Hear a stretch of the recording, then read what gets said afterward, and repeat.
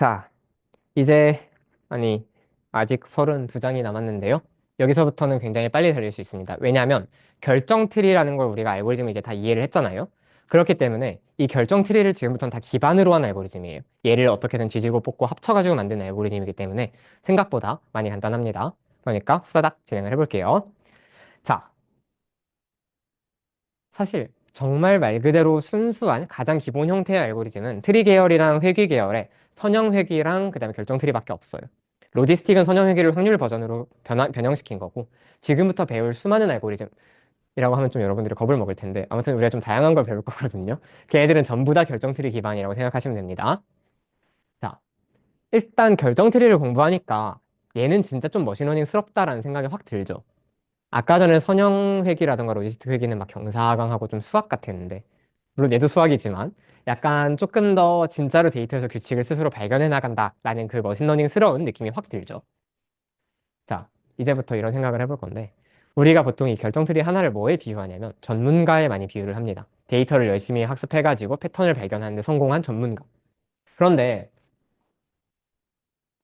하나의 전문가한테 모든 판단을 맡기기 불안하다가 지금부터의 핵심 생각이에요.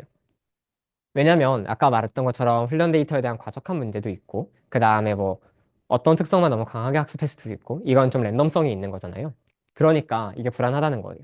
그래서 어떤 짓을 하냐면 결정 트리를 여러 개 훈련시킵니다. 여러 개를 훈련시켜가지고 서로를 연결시켜서 더 안정된 판단을 내리는 거예요. 그러니까 지금까지 우리가 전문가 한 명을 열심히 공부를 시켜가지고 자료를 던져드리고 우리의 판단을 구했다면 이제 이마저도 불안해가지고 전문가 10명, 20명의 협의체를 만드는 거예요. 그래서 이 사람들끼리 너네들끼리 알아서 판단을 해라 라고 하면 훨씬 더 믿을만하고 안정적인 결과가 나오겠죠. 이렇게 모델을 여러 개를 만들어 놓고 걔네를 싹 다 엮어가지고 하나의 강력한 모델을 만드는 이 방식을 우리가 앙상블이라고 부릅니다. 앙상블은 원래 음악 용어인가요? 아무튼 네, 그 뭔가 이렇게 엮다 합치다 그런 의미잖아요. 네, 그래서 여러 가지 모델들을 서로 조화시켜서 이렇게 하나의 강력한 모델을 만든다라는 의미입니다. 자, 그럼 어떻게 조화시키냐? 두 가지 방법이 있는데요. 자, 이거 그냥 한번 화면 봐주세요. 병렬적 앙상블, 그 다음 계층적 앙상블이 있습니다. 이건 제가 붙인 용어니까 그냥 무시하시고 그냥 대충 느낌만 들어주세요. 병렬적 앙상블은 뭐냐면요. 전문가 100명을 훈련시켜요. 근데 훈련시킬 때 각기 다른 정보를 주고 각기 다른 판단 기준을 줍니다. 그러니까 막 이런 얘기 해도 되나? 지금 법률이 되게 복잡한 상황이잖아요. 근데 이럴 때 이제 100명의 전문가를 앉혀놓고 근데 이 사람들한테 전부 다 똑같은 정보와 똑같은 법전을 주는 거예요. 이 판사들한테. 그러면 사실 해석하는 방식이 다 비슷하니까 다 똑같은 결과밖에 안 나오겠죠? 대신에 이 사람은 이 조항에 집중해서 봐라. 이 사람은 이 조항에 집중해서 봐라. 이렇게 분화를 시켜주는 거예요. 그래서 이 사람한테는 데이터도 살짝 다른 거를 주고, 그러니까 데이터도 좀 일부만 주고, 법전도 조금 일부만 주고, 이 사람한테도 데이터를 일부만, 법전도 일부만. 이렇게 100명들한테 각각 일부만 데이터를 주는 거예요. 판단 기준. 그럼 이 사람들이 내놓는 판단이 조금 더 다양해지겠죠? 근데 이렇게 다양하게 봤는데 90명이 유죄라고 판결을 내렸다. 그럼 이건 유죄일 가능성이 훨씬 더 높아지는 거잖아요. 이렇게 해서 모델의 안정성을 추구하는 방식이 바로 병렬적 앙상블입니다. 이게 바로 그 유명한 랜덤 포레스트 알고리즘이 여기에 들어가 있어요. 현대 머신러닝의 끝은 아니죠. 끝은 이거고요. 현대 머신러닝의 꽃? 뭐라고 비유를 해야 될지 모르겠네요. 자, 그럼 계층적 앙상블은 뭐냐? 제가 여기다 바통 그림을 그려놨는데 이 방식은 좀 더 특이해요. 한 명의 전문가한테 일단 당신은 그냥 아무렇게나 판결하세요라고 시킵니다. 좀 웃기죠? 그럼 이 사람이 그냥 싹 다 유죄라고 때렸어요. 예를 들어서 미쳐가지고. 자, 그러면 이제 그 사람 그러면 실제로는 무죄인 사람들이 이 중에 좀 있을 거잖아요. 그럼 그 데이터를 찾습니다. 이 사람은 유죄인데 무죄라고 잘못 선고함. 이 사람은 유죄라고 똑바로 선고함. 이 데이터가 쭉 있을 거잖아요. 두 번째 사람한테 다시 한번 자료를 보면서 이 중에서 잘못 판단한 것들을 어떻게 하면 바로잡을 수 있을지 너가 이해를 해봐라. 라고 공부를 시킵니다. 그러면 두 번째 사람이 이 중에서 판결의 일부를 수정을 해줘요. 근데 그래도 여전히 틀린 것들이 있겠죠. 그럼 그 차이를 세 번째 전문가한테 전달을 해요. 너가 이 차이를 또 바로잡아라. 네 번째 전문가한테 또 그 차이를 바로잡아라. 이렇게 하면 한 100번째 전문가쯤 됐을 때는 거의 모든 판단을 정확하게 내릴 수 있겠죠. 이렇게 점점 모델을 진화시켜 나가면서 정답에 가까워진 이 방식을 계층적 앙상블이라고 부릅니다. 라고 부르는 건 제가 부르는 거고요. 아무튼 이렇게 크게 두 가지의 계통이 있습니다. 일단 이런 구조만 이해를 해주세요.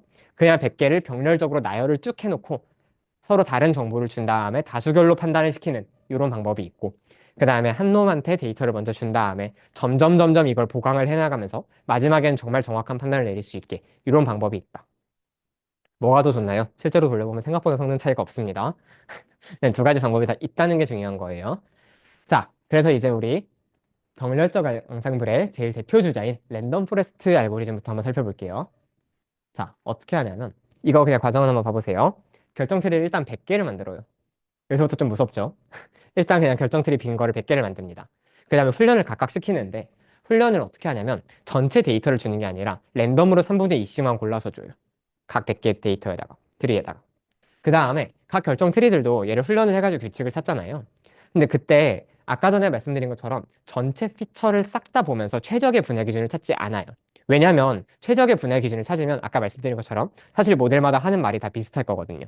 대신에 의도적으로 다양성을 높이기 위해서 무슨 짓을 하냐면 전체 피처 중에서 몇 개씩만 랜덤으로 보라고 말해요. 이거 아까 전에 제가 하이퍼 파라미터에서 설명드렸었죠. 이런 방법이 있다라고. 맥스 피처스를 루트로 제한하면 된다. 자, 그렇게 하면 서로 다른 데이터와 서로 다른 분할 체계를 학습한 100개의 모델이 서로 만들어지죠, 결정 트리가. 그 다음에 이 100개한테 이제 예측할 데이터가 들어오면 다 줘요, 100명한테. 그래서 예를 들어서 막 80명이 이거는 남자라고 판결을 내렸고 20명이 여자라고 판결을 내렸으면 다수결에 의해서 너는 남자다. 이렇게 결론을 내리는 방식이에요. 그러면 사실 기본적으로 데이터의 다양성도 높아졌고 판단 기준의 다양성도 높아졌기 때문에 굉장히 모델의 안정성이 높겠죠. 그래서 랜덤 포레스트가 보통 현대 머신러닝 알고리즘에서 가장 안정적인 알고리즘이라고 말을 합니다. 네, 정말 안정적이에요. 해보면 딱 느껴집니다. 네, 그래서 서로 왜 포레스트인지 알겠죠? 장명 기가 막히죠? 네, 결정 트리잖아요. 이게 디시전 트리를 100개를 모아놨으니까 이제부터 포레스트다라고 해가지고 포레스트라고 하고, 그런데 각 트리들이 학습하는 기준에 랜덤성이 있기 때문에 랜덤 포레스트라고 부르는 거예요. 자, 여기서부터는 좀 중요한 내용은 아니라서 그냥 빠르게 넘어갈게요. 아까 전에 제가 데이터의 3분의 2 정도를 준다라고 했었잖아요. 그걸 정확하게 어떻게 구현하냐면 전체 데이터가 예를 들어서 1000개가 있다고 쳐봐요. 훈련 데이터가 1000샘플이에요. 그러면 1000번 복원 추출을 합니다. 복원 추출 뭔지 아시죠? 그 뽑기 할 때 다시 넣고 다시 뽑는 거. 그러면 다시 데이터가 나올 가능성이 있죠. 일반적으로 수학적으로 n이 충분히 클 때 n개의 샘플에서 n번 복원 추출을 하면 3분의 2n개 정도의 서로 다른 데이터가 나온대요. 제가 아까 말씀드린 3분의 2라는 숫자가 거기서 나온 거예요. 왜 되는지는 저도 몰라요. 과거 나오신 분들이 알 거고 이거는. 그래서 대충 어떻게 하는지 알겠죠? 전체 데이터가 1, 2, 3, 4, 5번일 때 1번 트리는 1, 2, 3, 4, 5를 뽑을 수도 있고 2번 트리는 뭐 2, 4, 4, 5를 뽑을 수도 있고 이런 식으로 서로 다른 데이터셋을 갖게 되는 거예요. 그리고 얘네들을 이제 훈련을 하는 거죠. 왜 이렇게 훈련을 하느냐? 여기 써 있는 것처럼 일단 첫 번째로 훈련 데이터를 전부 다 똑같이 주면 결론적으로는 그 훈련 데이터 전체에 있는 패턴을 배울 수밖에 없어요. 그러니까 제가 아까 말씀드린 과적합의 문제가 생길 수 있는데 모델이 100개이기 때문에 그런 과적합이 훨씬 더 증강돼 버리는 이슈가 생길 수 있어요. 그래서 데이터를 서로 전부 다 다르게 줘서 그거를 막고 모델의 안정성, 일반성을 높여버리는 거죠. 게다가 각 트리들이 배우는 데이터가 다르잖아요. 서로 그럼 노이즈들도 조금씩 차이가 있을 거고, 노이즈들이. 그러다 보면 서로 이제 다양성도 분명히 생길 거예요. 이렇게 데이터셋을 받았으면, 얘가 중요한 분할 기준이었는데, 또 이런 데이터를 받았으면 얘가 중요한 분할 기준이 되고, 이렇게 서로 다양성이 생길 수 있을 거예요. 이해가 되시나요? 그래서 이런 방법을 부트스트랩 어그리게이션이라는 복잡한 용어로 쓰는데, 아무튼 이렇게 복원 추출로 서로 데이터를 다르게 만들어준다 라는 것만 기억을 해주시면 됩니다. 그 다음에 트리를 분할할 때도 맥스 피처스를 아까 제한한다라고 설명을 드렸어요. 어떻게 제한을 하느냐? SQRT, 스퀘어 루트로 제한을 해버립니다. 그래서 만약에 이렇게 훈련 데이터에 있는 피처가 4개라고 쳐봐요. 그러면 각각의 노드를 분할할 때마다 4개에서 다 찾는 게 아니라 2개씩만 랜덤으로 뽑아서 봐요. 이 노드 분할할 때는 크레아틴이랑 ALT 안에서만 최적의 기준을 찾고 여기서는 헤모글로빈이랑 ALT 안에서만 찾고 최적의 기준을 찾긴 찾아요. 근데 피처를 랜덤 개수로 제한하는 것뿐입니다. 여기까지 이해가 되시나요? 네, 그런 식으로 찾아 나가요. 왜 이런 맥스 피처 제한을 하느냐? 일단 큰 문제가 하나 있는데, 이거 말고요. 인터넷 연결 불안정한 건 문제가 아니고요. 큰 문제가 뭐냐면 트리를 100개를 훈련시키잖아요. 자, 트리 하나 훈련시키는데 1초 걸렸다면 랜덤 포레스트 모델 하나 훈련 시간은 1분 40초죠. 이거를 우리가 줄이고 싶어요. 그래서 어떻게 하냐면 얘를 루트로 끊어버리면 루트 피처 개수분의 1로 연산 시간이 그나마 줄어들겠죠. 이렇게 해서 효율성을 높이려는 목적이 약간 있고 메이저한 목적은 뭐냐면 역시 아까 말씀드렸던 다양성과 일반성입니다. 트리마다 예를 들어서 아까 전에 우리 크레아틴이랑 헤모글로빈이 되게 중요한 기준으로 맨 위에 있는 거 봤었잖아요. 근데 그 둘을 만약에 맨 위에서 빠졌어요. 그 두 개가. 그러면 오히려 ALT도 약간 분류하는데 의미가 있을 수 있었네? 이런 약간 못 보던 관점들을 새롭게 찾아낼 수가 있잖아요. 그렇게 해서 다양성을 확보한다는 거예요. 일부러, 그러니까 쉽게 말하자면 일부러 피처 몇 개를 제한해버린다라고 생각을 하시는 게 더 쉬워요. 얘를 랜덤으로 뽑는다라는 개념보다는 일부러 피처 랜덤으로 몇 개를 제한해서 얘네들에 대한 관점을 배제시킨다라고 생각을 하시는 거예요. 이렇게 해서 다양성을 만든다. 결론적으로 이 두 장에서 알 수 있는 결론은 이 세 장에서 알 수 있는 랜덤 포레스트의 가장 중요한 특징은 뭐냐? 데이터를 주든 판정 기준을 찾든 항상 일반성과 다양성을 추구하는 게 가장 핵심적인 랜덤 포레스트의 목적이다. 왜냐하면 그렇게 해야 트리를 100개로 늘리는 이유가 의미가 생기는 거예요. 그걸 제한을 안 해준다. 그러면 트리 100개가 웬만하면 다 똑같은 방식으로 학습이 될 거거든요. 그러면 그 트리를 100개를 만드는 이유가 없고 오히려 자기 주장만 세지는 결과가 나오겠죠. 그래서 일부러 데이터를 제한을 한다. 자, 여기서부터 우리 코드 직접 안 찍어볼 거예요. 왜냐하면 구조가 다 똑같아요. 자, 일단 이거 복부신 거 아시겠죠? 앞으로 계속 나오거든요. 이 슬라이드가. 네. 훈련, 핏, 예측 프레딕트, 스코어고요. 자, 사이클론 아까 전에 트리 안에 디시전 트리 클래시파이어가 있었는데 여기서부터는 전부 다 앙상블 모듈 안에 있습니다. 그래서 앙상블 모듈 안에 랜덤 포레스트 클래시파이어라고 하는 저 클래스가 있어요. 그래서 저걸로 훈련 똑같이 진행하시면 된다 하고 넘어갈게요. 좀 더 중요한 건 뭐냐? 랜덤 포레스트 피처 임포턴스. 이게 워낙 자주 쓰는 알고리즘이다 보니까 요거는 좀 이해를 하고 계시면 좋아요. 자, 아까 전에 트리마다 그 특정 피처마다 얘를 그 주인공으로 삼았던 노드에 대해서 정보 이득을 계산해서 걔네를 싹 다 합이 1이 되도록 이렇게 정리한 거를 우리가 결정 트리의 피처 임포턴스라고 했었어요. 이걸 통해서 모델의 중요도, 피처들의 영향력을 해석할 수 있다 설명드렸었죠. 랜덤 포레스트에서는 이걸 어떻게 하느냐? 트리마다 구한 다음에 다 평균 내요. 너무 쉽죠? 자, 그러면 살짝 어떤 특징이 있냐? 이렇게 하면 기본적으로 각 트리마다 학습하는 피처들도 다르겠죠. 아까처럼 좀 안 중요한 게 먼저 고려하는 피처에 들어가 있었다. 그러면 좀 독특한 결과들이 많이 나올 수도 있겠죠. 이런 다양성과 일반성 덕분에 일반적으로는 조금 더 랜덤 포레스트에서 피처 임포터스가 안정적으로 나옵니다. 안정적으로라는 건 무슨 뜻이냐면 디시전 트리 하나보다 값들이 균형 있게 나오는 편이라는 얘기예요. 이해가 되시죠? 근데 뭐 중요한 게 바뀌진 않아요. 그렇다고 해도. 헤모글로빈이랑 크레아티닌이 남녀 구분하는 게 제일 중요했다면 가장 많은 트리들이 그거를 제1 결정 순위로 삼았을 테니까. 그래서 어쨌든 걔네가 제일 중요한 변수기는 하다라는 거 정도는 알 수가 있겠죠. 아무튼 평균 친다라는 거 정도만 알고 계시면 되고요. 하이퍼 파라미터들. 자, 이거는 그냥 간단하게 설명드릴게요. 맥스 뎁스 민 샘플 스플린 민 샘플 리프. 이거 아까 어디 있었죠? 결정 트리의 하이퍼 파라미터로 있는 친구들이었죠. 왜냐면 기본적으로 이거 자체가 이 알고리즘이 트리 기반이기 때문에 그 트리가 가지고 있었던 하이퍼 파라미터들은 대부분 다 그대로 이어받는 거예요. 아까 설명 안 드린 게 몇 개가 있는데 민 임퓨리티 디크리즈라고 하는 건 저건 뭐냐면 정보 이득을 아까 계산을 해가지고 분할 지점 찾잖아요. 저걸 0.01로 선택한다. 정보 이득이 0.01 이상 안 생기는 애는 그냥 분할 기준으로 취급을 안 합니다. 어떤 최적의 분할 기준을 찾아도 0.01을 못 넘긴다. 그냥 안 나누고 맙니다. 네. 그냥 그 하한선이 있다라고 생각해 주시면 돼요. 크라이테리온은 뭐냐? 아, 얘도 그래서 되게 그 과적합을 막아주는데 은근히 의미가 있겠죠. 기본적으로 모델의 성장을 제한을 해주니까. 크라이테리온은 뭐냐? 아까 설명드린 것처럼 그 1 마이너스 첫 번째 클래스 비율 제곱, 두 번째 클래스 비율 제곱 이렇게 구하는 거는 진이라고 하는 불순도의 사실 한 유형인 것뿐이에요. 우리가 그게 설명하기 제일 쉬워서 그걸로 말씀을 드렸는데 그거 말고 밑을 2로 하는 로그를 씌워가지고 계산하는 엔트로피라고 하는 또 다른 불순도 기준이 있습니다. 이걸로 바꿔줄 수 있다. 설정해 줄 수 있는 게 진짜 많죠. 이런 건 그냥 다 트리에 있는 거고 제일 중요한 랜덤 포레스트의 특징 하나는 이거 N estimators. 트리 몇 개 만들지를 여러분들이 하이퍼 파라미터로 설정해 주실 수 있어요. 100개라고 말씀드렸지만 보통은 100개, 200개, 300개 사이에서 그리드 서치 해봅니다. 그리드 서치 아까 전에 제가 말씀드렸던 것처럼 사실 여러분들이 처음에 해보면 몇 개가 적절한 숫자인지 도저히 알 수가 없잖아요. 이거 50개를 해봐야 돼, 1000개를 해봐야 돼. 그래서 제가 일반적으로 많이 사용하는 그리드 서치 기준을 각 모델마다 밑에 다 써드렸거든요. 너무 착하죠? 근데 네, 현타가 오네. 근데 이것만 해도 많아요. 지금 이거 조합 72조합이에요. 그렇기 때문에 이걸 다 써보시라는 게 아니라 이 중에서도 여러분들이 몇 개씩 걸러가면서 쓰시라는 이야기예요. 물론 다 해보셔도 돼요. 72개는 많은 건 아니에요. 2분이면 돌아가요. 자, 랜덤 포레스트 끝. 이제 그라디언트 부스팅 볼 건데요. 아까 전에 봤었던 랜덤 포레스트가 현대 머신러닝에서 가장 안정적인 알고리즘이라면 그라디언트 부스팅은 현대 머신러닝에서 가장 성능이 높은 알고리즘입니다. 안정적이라고 제가 얘기를 안 한 이유는 과적합 위험이 좀 높아요. 근데 성능 자체는 일반적으로는 제일 세게 나오는 알고리즘이에요. 자, 한번 볼게요. 제가 하고 있는 모든 얘기는 다 일반적이에요. 왜냐면 이게 제가 오늘 마지막 슬라이드에서 설명드릴 건데 결론적으로 로지스틱 리그레션이 굉장히 좋은 알고리즘이라는 걸 알 수가 있거든요. 그냥 지금 하고 있는 얘기는 다 일반론이라는 걸 알아주셨으면 좋겠어요.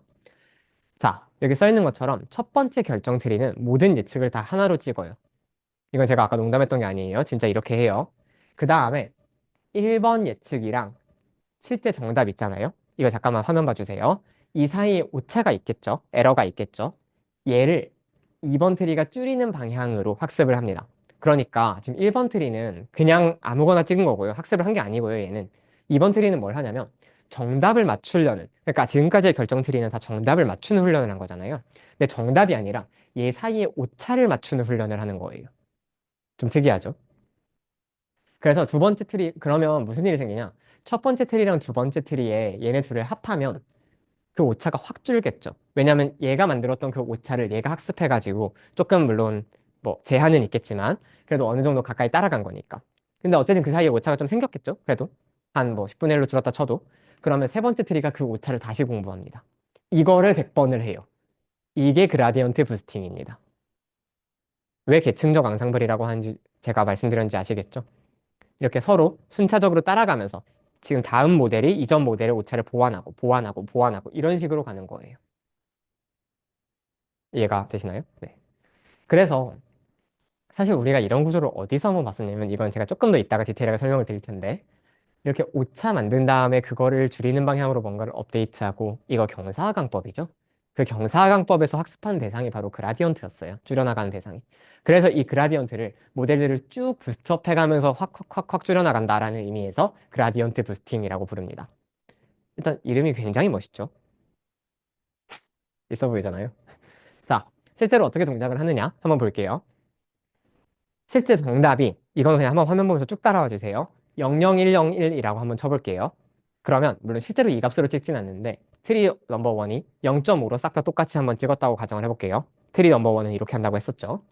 자, 그러면 트리 넘버 원은 지금 정답에 비해서 얼마씩의 오차를 갖느냐? 0.5로 찍었을 때 정답이 0이었다면 0.5 플러스로 찍은 거고 정답이 1이었다면 그만큼 부족하게 찍은 거죠. 이렇게 오차를 알 수가 있죠. 그러면 트리 넘버 2는 얘를 줄이는 방향으로 학습을 한다고 했으니까 부호를 다 뒤집어 줍니다. 그래서 지금부터 트리 넘버 2는 얘를 학습하는 거예요. 그랬을 때 실제 트리 넘버 2가 얼마에 예측을 내놨냐? 지금 정확하게 이 값들을 다 정확하게 예측하지 못하지만 어느 정도 가까운 값을 내놨죠. 그러면 트리 넘버 2가 만들어낸 이 예측 값은 얘의 오차에 대한 보완이니까 트리 넘버 1이 했던 예측, 그러니까 첫 번째 막 찍었던 값들에다가 얘를 보완해줘요. 이만큼 보강을 해줍니다. 그러면 지금 0.2, 0.5 더하기 0.3에서 0.3, 0.5에 0.4 더해서 0.9 이런 식으로 예측값들이 나오는 걸 볼 수가 있죠. 그러면 얘가 지금 또 실제 정답에 대해서 어느 정도 차이가 있을 거예요. 그럼 얘를 또 마찬가지로 부호를 뒤집어서 트리 넘버 3한테 학습을 시키고 거기까지 싹 다 누적한 다음에 얘랑 또 비교해서 그 차이를 트리 넘버 4한테 학습시키고 이런 식으로 점점 그 손실을 줄여나가는 방식으로 각 트리들이 학습되는 거예요. 자, 중요한 거는 이거는 그 회귀 함수가 아니기 때문에 여기가 각각 다 트리예요. 그러니까 우리가 아까 봤었던 그 결정 트리를 그냥 그대로 쓰는데 다만 이 구체적인 값을 맞추도록 훈련한다. 그러니까 클래스 하나를 딱 맞추는 게 아니라 정답을 맞추는 게 아니라 이 구체적인 숫자 값을 맞추도록 훈련을 한다. 라는 약간의 차이가 있는 겁니다. 어떻게 작동하는지 혹시 이해되세요? 대충. 대충만 이해하셔도 돼요. 이거 어려워요. 자, 그래서 여기 써 있는 것처럼 정답 자체가 아니라 이전까지의 누적된 모델과 실제 정답 사이의 그 오차, 그 손실을 학습한다. 그래서 결론적으로는 되게 경사강 알고리즘에 비슷하다라는 걸 알 수가 있고요. 그래서 약간의 아까 전에 그 제가 결정틀이라는 거는 그 임퓨리티 그러니까 불순도라는 컨셉에 굉장히 잘 맞아 떨어져 있는 모델이라고 말씀을 드렸는데 그게 약간씩 그라디언트로 바뀝니다. 이 구조에서는. 그래서 모델이 예측하는 대상도 이 그라디언트 그 손실이고요. 그 다음에 각 트리들도 정보 이득을 최대화하는 방식으로 분할하지 않아요. 대신에 손실을 최소화하는 방식으로 분할을 합니다. 네. 이 구체적인 방법은 너무 어려워서 생략을 할게요. 네. 뭐, 요것만 말씀을 드리자면, 아까 전에 이렇게 오차를 학습해 나간다라고 말했는데, 실제로 학습하는 건 그러면 오차가 아니라 이 둘 사이의 손실함수인 거 아니냐? 실제로 미분을 해보면 둘이 같다는 것을 알 수가 있습니다. 그래서 여기서 이렇게 각각 오차를 예측하도록 만들어진 트리 넘버 1, 넘버 2, 넘버 3 이런 애들을 우리가 그라디언트 부스팅에서 약한 학습기, 위클 러너라고 해요. 왜냐면 얘네는 제대로 학습을 한 게 아니라 그냥 그 오차만을 학습한 거니까. 근데 얘네들을 1번부터 100번까지 쭉 누적하면 서로의 오차를 쫙 계속 보완해 나가면서 되게 정확한 정답을 맞출 수 있는 거죠. 그래서 그라디언트 부스팅을 약한 학습기들을 연결해서 강한 모델을 구축한다라고 보통 설명을 합니다. 네, 여기다 좀 써놨는데 이건 뭐냐면 이게 생각보다 경사강이라는 컨셉에 되게 충실하다는 얘기를 하고 있는 거예요. 우리가 회귀함수를 구현할 때 이렇게 했잖아요. 새로운 파라미터를 어떻게 구하냐? 기존 파라미터에다가 그라디언트 값의 학습률을 곱해가지고 이렇게 업데이트를 했었죠. 그런데 얘도 굉장히 구조가 비슷합니다. 새로운 누적 모델을 기존의 누적 모델에다가 약한 학습기 하나를 더해요. 그런데 이 약한 학습기는 그 사이에 오차를 학습한, 그라디언트를 학습한 모델인 거죠. 그리고 실제로 이게 얼마나 컨셉에 충실하냐면 i의 값을 곱할 때 람다까지 얘도 학습률을 똑같이 곱합니다. 그러니까 아까 말씀드린 것처럼 사실은 이렇게 그냥 값을 그대로 0.5에다가 0.3을 이렇게 빼는 게 아니라 이 사이에 어느 정도 완충을 위해서 학습률을 곱해준다는 거예요. 뭐 10분의 1이라던가 100분의 1이라던가. 좀 복잡한데 구조는 이해가 되시나요? 여기까지만 알면 됩니다. 왜냐면 이거를 제가 그라디언트 부스팅의 수학적 이해라는 슬라이드를 원래 넣었었거든요. 근데 손실함수를 테일러 급수로 전개를 한 다음에 2차까지만 전개를 해가지고 그거를 마이너스 해시한분의 그라디언트 제곱으로 유도를 해야 돼요. 네, 선 넘는 것 같아서 뺐습니다. 궁금하면 따로 질문하시고요. 우리한테 중요한 건 만드는 거죠. 똑같이 앙상블 모듈 안에 있습니다. 그라디언트 부스팅 클래시파이어라고 하는 클래스가 있어요. 요거 이용하면 그라디언트 부스팅 알고리즘 구현하실 수 있습니다.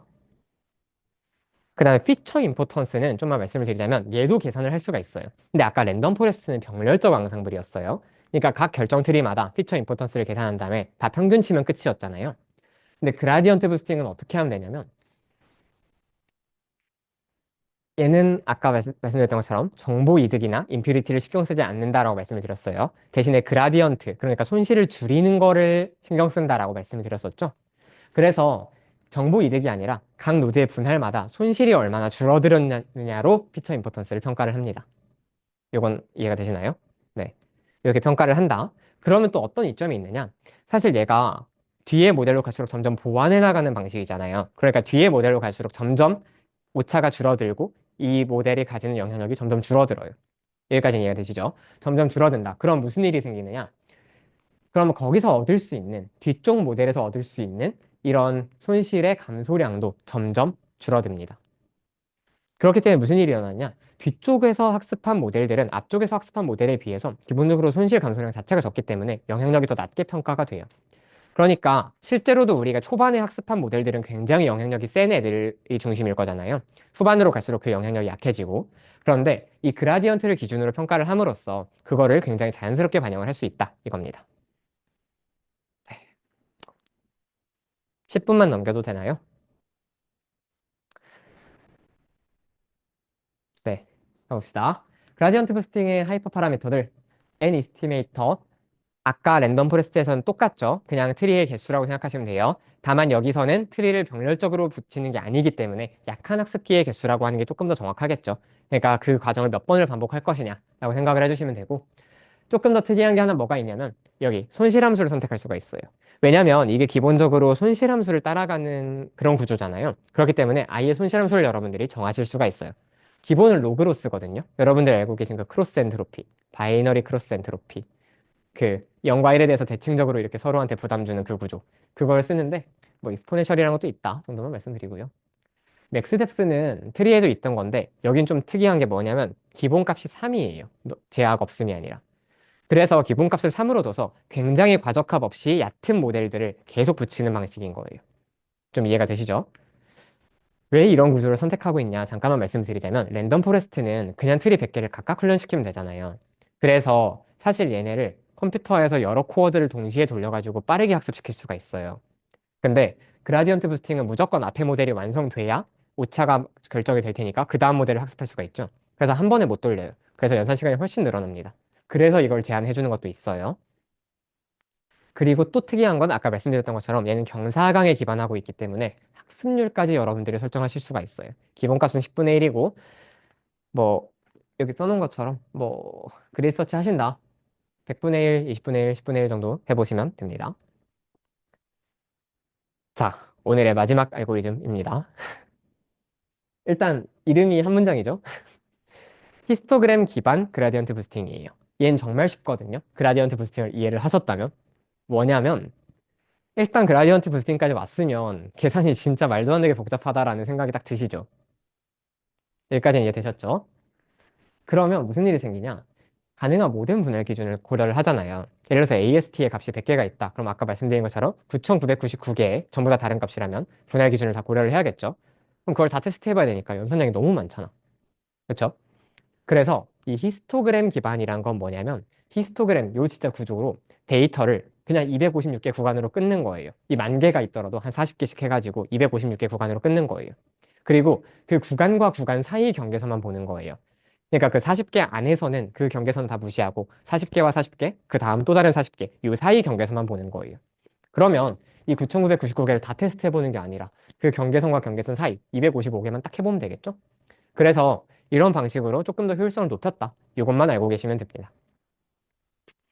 물론 당연히 세부적으로 모든 기능을 다 끊어보는 게 지점을 다 끊어보는 게 아니기 때문에 약간 정확도 드롭이 있겠죠. 그렇지만 그거보다 연산 시간이 훨씬 더 빨라지기 때문에 이득이 있어서 씁니다. 이런 걸. 그래서 이런 데이터 구간을 하면 무슨 이점이 있냐? 방금 말씀드렸죠. 탐색한 경계선이 무조건 255개, 피처마다 255개로 딱 고정이 되기 때문에 AST도 255개, ALT도 255개 딱 고정이 되기 때문에 연산 시간이 적다라는 장점이 있고요. 그 다음에 트리 안에다가 그 구체적인 이런 실수 값들을 다 저장하고 있을 필요가 없어요. 몇 번 구간과 몇 번 구간 사이에서 끊어야 된다. 구간 번호만 저장하면 되거든요. 근데 이게 메모리상 한 10배 정도 차이가 있어요. 그것도 되게 큰 장점입니다. 그 다음에 이거는 좀 특이한 부분이긴 한데 히스토그램 기반으로 가잖아요. 그러면 사실 데이터를 256개 구간이 아니라 255개 구간으로 끊습니다. 왜 그러냐면 마지막 하나는 결측치용 슬롯으로 남겨놔요. 결측치는 다 거기 무조건 들어가는 거예요. 무슨 얘기냐? 결측치가 좀 적으면 처리 안 해줘도 돼요, 얘는. 처리 안 해도 알아서 그냥 이 슬롯 하나가 생기는 거기 때문에 네. 훨씬 더 간편하게 만들 수 있습니다. 좋죠? 이런 알고리즘이 있다. 그래서 얘는 똑같이 앙상블 안에 있는데 이름이 히스트 그라디언트 부스팅 클래시파이어입니다. 자, 네 단어까지 나왔습니다. 어디까지 길어질까 궁금하시겠지만 이게 제일 긴 모델 이름이고요. 네, 그래서 똑같이 fit 그 다음에 score predict로 훈련시키시면 됩니다. 조금 특이한 게 n estimaters가 아니라 max iteration이라고 하는 저 이름을 쓰거든요. 왜 그러냐면 사실 그냥 그 생각을 한 것 같아요. 이게 약한 학습기를 각각 훈련시키는 게 아니라 붙여나가는 과정이다 보니까 일종의 반복이다라고 생각을 해서 이터레이션이라는 이름을 쓴 것 같아요. 그렇지만 본질은 똑같이 트리 몇 개를 만들지를 결정해주는 변수일 뿐이다 라는 거고요. 그 다음에 아까 전에 구간이 255개가 기본이라고 했는데 이것도 바꿀 수 있게 해놨겠죠, 당연히. 그래서 맥스 빈즈. 빈즈가 그 비닝 기억나시죠? 구간화하는 거. 그래서 몇 개의 구간도 여러분들 설정하실 수 있다. 나머지는 그라디언트 부스팅하고 다 똑같습니다. 그래서 이렇게 그리드 서치 하시는 걸 추천드리고요. 요거는 중요한 내용은 아니어서 뺐는데 히스토그램 기반까지 가면 보통 사람들이 피처 임포턴스를 객관적으로 평가하기 좀 어렵다라고 생각을 해요. 왜냐면 아까처럼 그라디언트를 해도 그걸 다 히스토그램으로 끊어버렸잖아요. 그래서 얘를 평가하기가 어려워서 대신에 퍼뮤테이션 임포턴스라고 하는 좀 다른 수치를 쓴다. 이거 어떻게 계산하냐? 그냥 그 피처 하나를 다 섞어버려가지고 무력화를 시킨 다음에 정확도가 몇 프로 떨어지는지를 가지고 걔의 영향력을 평가한다. 이런 특이한 특성이 있다 정도만 설명을 드릴게요. 이제부터는 참고입니다. 진짜 빠르게 넘어갈 거예요. 엑스트라 트리즈라고 하는 알고리즘이 있어요. 어디서 찾을 수 있는지는 여기 써놨고요. 랜덤 포레스트랑 쌍둥이 알고리즘이라고 생각하시면 되는데 뭐가 다르냐? 일단 부트스트래핑 안 해요. 그러니까 데이터를 다 똑같이 주긴 해요. 근데 무슨 미친 짓을 하냐? 최적의 분할 지점이 아니라 아무 분할 지점을 찾습니다. 그러면 당연히 손해의 개판이 나겠죠.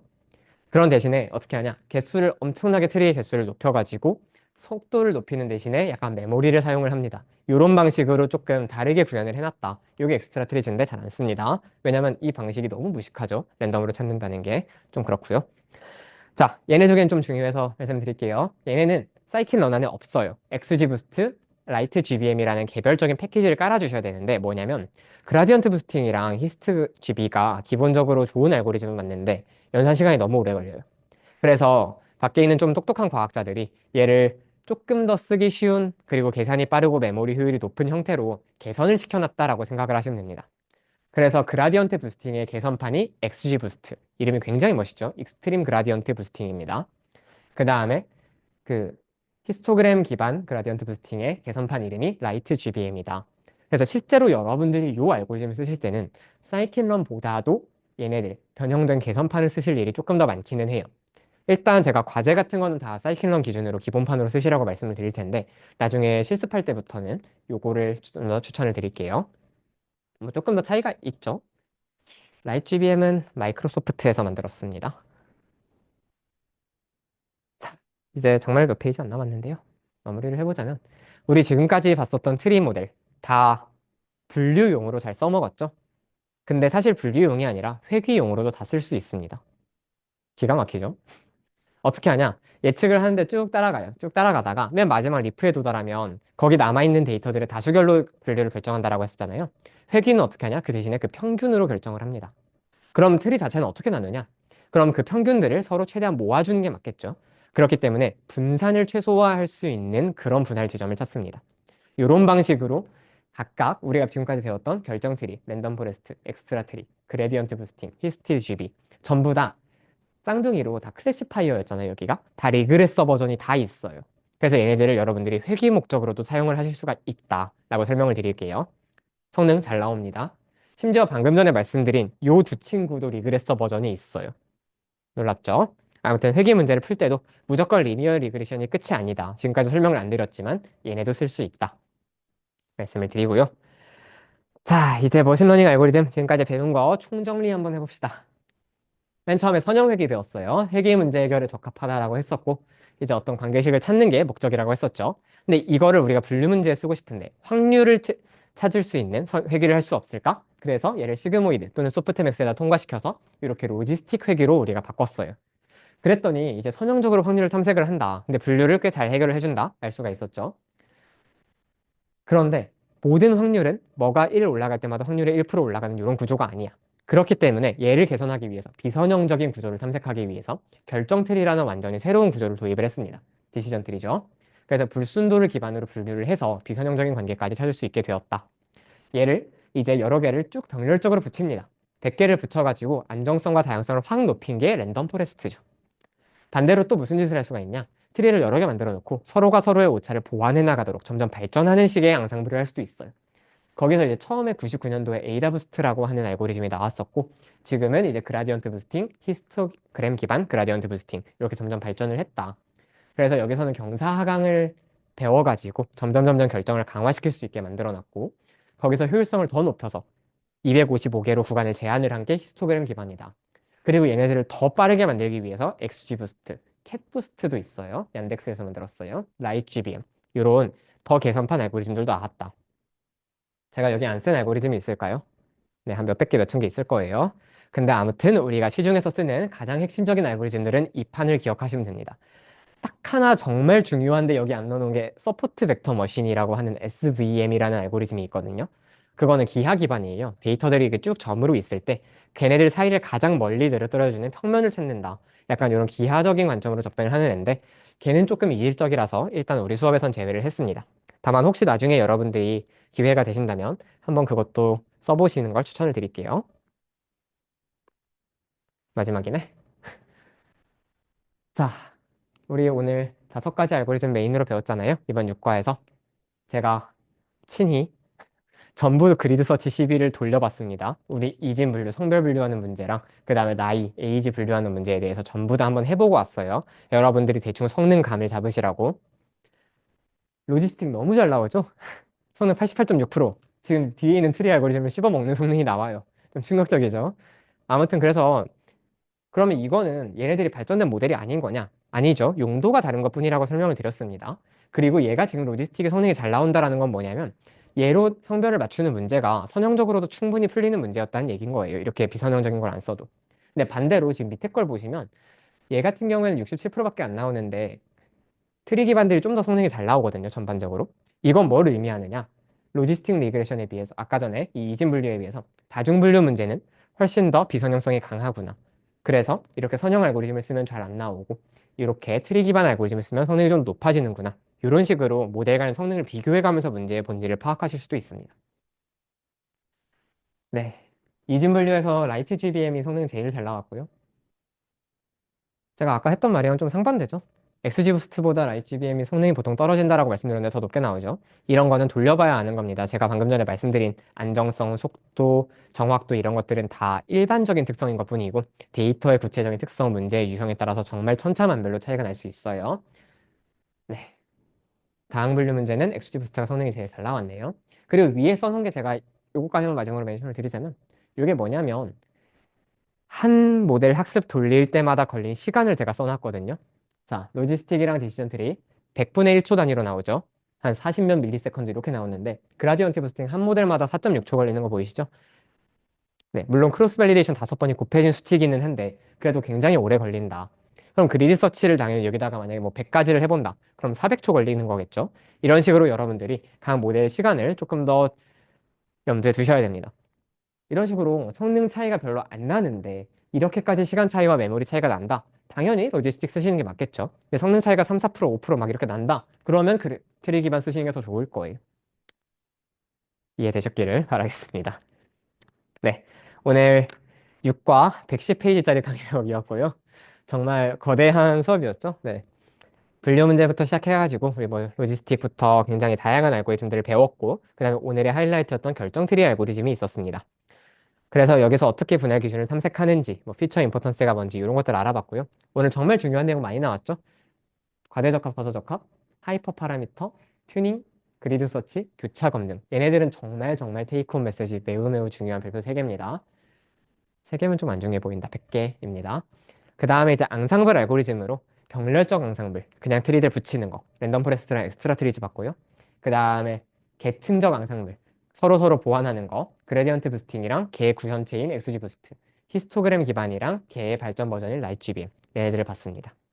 그리고 뭐 사실 지금 이 순간에도 머신러닝 알고리즘은 계속 발전하고 있어요. 대표적으로 지금 여기서 라이트 GBM이 제일 현대적으로 발전한 것처럼 써놨지만 1년 뒤에 캡부스트라고 하는 알고리즘이 또 나와서 그것도 굉장히 많이 좋은 평가를 받고 있고 계속 발전하고 있습니다. 물론 요새는 딥러닝이 대세라서 머신러닝은 요 이상 많이 하진 않을 거다. 그냥 이 안에서 여러분들이 다 쓰실 수 있다라고 말씀을 드릴게요. 과제입니다. 오랜만이죠? 과제. 노션에 오늘 과제가 2개거든요. 데이터 파일 2개가 올라가 있는데 각각을 하나씩 머신러닝을 돌려보시는 게 여러분의 과제예요. 첫 번째는 너무나도 유명한 데이터인데 타이타닉 생존자 데이터거든요. 들어가 보시면 승객마다 연령, 가족수, 요금, 탑승한 항구, 객실 등급, 성별 이런 데이터들이 있어요. 얘네들 피처로 써가지고 그 승객 살았을까 죽었을까를 예측해 보시면 됩니다. 네, 있죠? 지시사항 직접 읽어보시고요. 5번 물음표는 9차 시대 설명드릴게요. 참고로 여기 써 있는 것처럼 머신러닝 과제부터는 여러분들 돌리는 거에 따라서 설정값에 따라서 굉장히 차이가 날 수 있어요. 그렇기 때문에 딱 다른 사람이 이 답 써놨다고 해도 그게 여러분한테는 답이 아닐 수도 있어요. 그냥 여러분들 각자 마음대로 여기 제가 평소 과제에서 못 보던 게 많거든요. 직접 결정합니다. 스스로 결정합니다. 알아서 판단하세요. 뚜렷한 차이가 있나요? 약간 이런 식으로 좀 어투가 많이 바뀌었거든요.